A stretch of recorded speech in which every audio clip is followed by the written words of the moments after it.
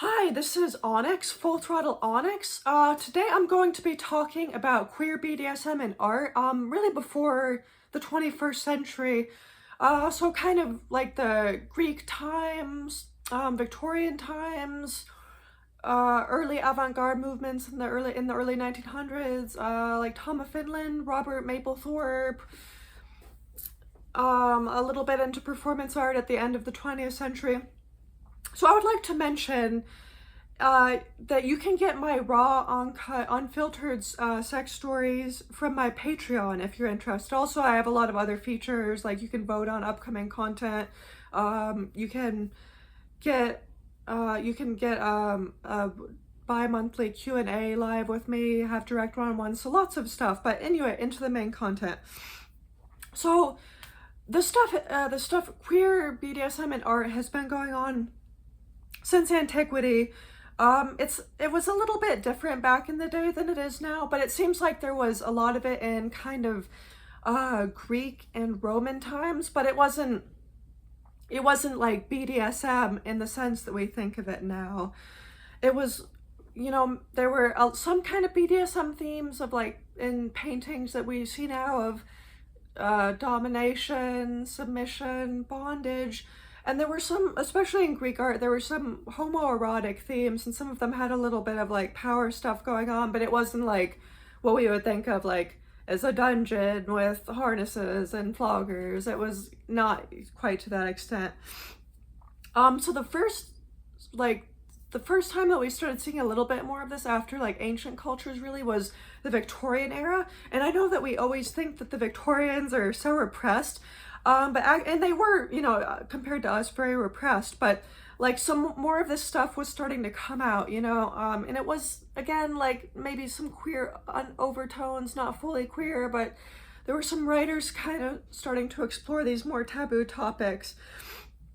And then in the early 1900s, there were a couple different movements, the avant-garde movements in art, that started to explore stuff like this, like surrealism and Dada. They looked at stuff like gender fluidity and power play and sexuality. And then I think a lot of you will know, who are especially like gay men who are interested in BDSM, about Tom of Finland. So Tom of Finland was big, and well, he started like in the mid 1900s, going to the late 1900s.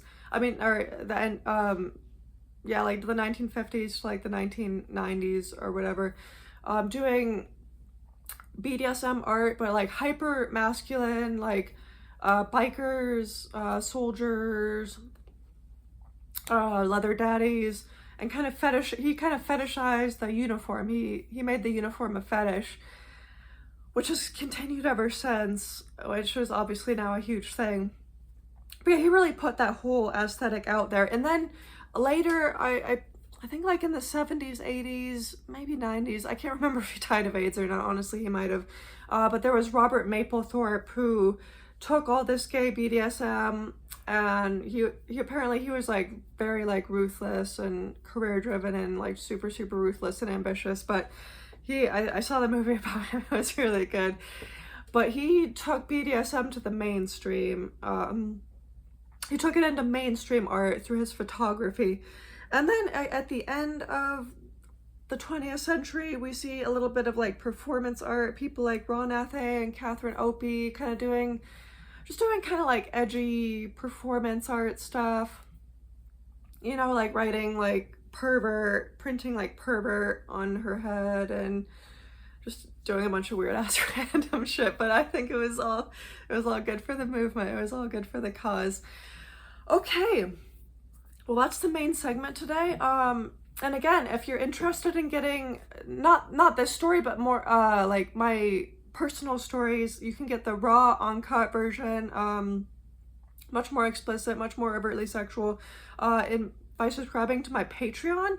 And you can find the link in the pinned comment or in the video description. So please subscribe to my Patreon. Thank you so much, and have a great day.